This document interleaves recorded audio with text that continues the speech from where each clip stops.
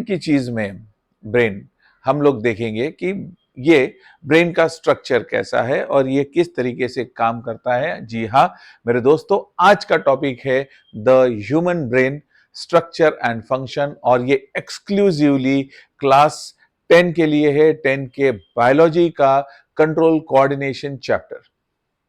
इस चैप्टर में हम लोग देखेंगे मेरे दोस्तों इसका स्ट्रक्चर। तो आप देख सकते हो मेरे पास में ये स्ट्रक्चर है, ठीक है। एंड यहाँ पे सबसे पहली बात, हमें क्वेश्चन बार बार ये क्वेश्चन किया जा चुका है कि ब्रेन बॉडी के कौन से हिस्से में होता है, ब्रेन बॉडी के कौन से पार्ट में लोकेट होता है। तो आज मैं इसका आंसर आपके सामने देने वाला हूं। शायद से आप सभी को पता होगा, लेकिन तभी भी फॉर्मली आज लेक्चर के इस कॉन्सेप्चुअल कंटेंट में आज हम लोग देखेंगे कि ब्रेन कहां पे होता है। जी हाँ मेरे दोस्तों, आप देख सकते हो ब्रेन अपने हेड में होता है। Brain is located inside the head. ये देख सकते हो, ये हमारा चेहरा है एंड इस चेहरे के ऊपर के हिस्से में जहां हेड रीजन है वहां पे अपना ब्रेन होता है। So brain is protected by the bony skull called as cranium. हमारा ब्रेन, अब जैसे ये हमारा सर लेते हैं हम लोग, तो ये पूरा फेशियल पार्ट है। हमारे बॉडी का टॉप मोस्ट रीजन होता है हमारा हेड, और हेड के ये रीजन में हमारा होता है ब्रेन। तो ये पोर्शन को बोला जाता है cranium and complete this posture is called as skull. Okay, ये पोर्शन होता है पूरा जहां पे हमारा ब्रेन लोकेट होता है उसको बोला जाता है क्रैनियम। और जिस कैविटी में ये ब्रेन को रखा गया है उस कैविटी को बोला गया है क्रैनियल कैविटी। अंडरस्टूड? ओके। और तो और देखेंगे कि ब्रेन, अभी यहां पे देखिए ये ब्रेन है, ब्रेन हेड रीजन में है, ब्रेन क्रैनियम के अंदर है, लेकिन ये ब्रेन किस तरीके से प्रोटेक्ट किया गया है। The brain is protected bye 3 layered meninges. 3 layered meninges मतलब 3 लेयर्स होते हैं मेरे दोस्तों, 3 लेयर्स होते हैं। आपने कभी हेडमेट देखा?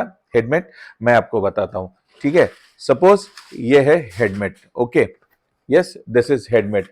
अब हम लोग हेडमेट पहनते हैं, ओके, वी वेयर द हेडमेट। लेकिन आप अगर देख सकते हो, देख पाते हो कि हेडमेट जब हम लोग पहनते हैं तो ये हेडमेट में 3 लेयर्स होती है, यूजुअली 3 लेयर्स होती है।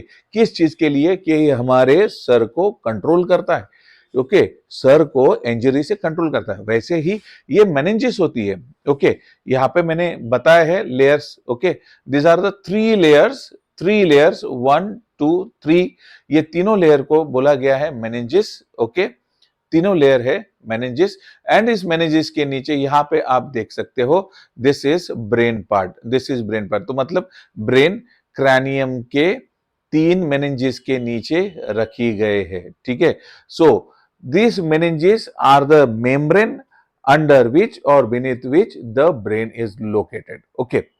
और तो और डायरेक्टली मेनिंजेस के नीचे एक और फ्लूइड होता है जिसको बोला गया है cerebrospinal fluid, short form CSF, cerebrospinal fluid. Okay, so ये सेरेब्रोस्पाइनल फ्लूइड क्या करता है?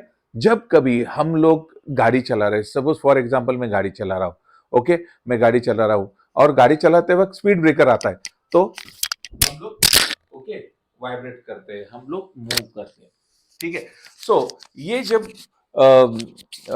हम लोग मूव करते हैं या जंप करते हैं कभी, तो जंप करते वक्त क्या होता है मोस्टली कि हमारा ब्रेन हिलने के चांसेस बहुत ज्यादा होते हैं, या इसको फिजिकल इंजरीज हो सकते हैं। तो इस फिजिकल इंजरीज से अवॉइड करने के लिए यहाँ पे CSF यानी ये मेनिंजिस, ये शॉक एब्जॉर्बर का काम करता है, और जिस वजह से हमारे ब्रेन को किसी भी प्रकार की इंजरीज नहीं होती। और तो और CSF मतलब सेरेब्रोस्पाइनल फ्लूइड, ये एक नरिशमेंट का भी काम करता है, ब्रेन को नरिशमेंट करता है, नरिश करता है। और तो और जो कुछ फ्लूइड एक्सट्रैक्ट होता है या फ्लूइड वेस्टेज होता है वो उसमें स्टोर करने का काम करता है। थ्रू द सेल्यूलर डिफ्यूजन ये वेस्ट हमारे बॉडी से भी निकलना शुरू हो जाता है।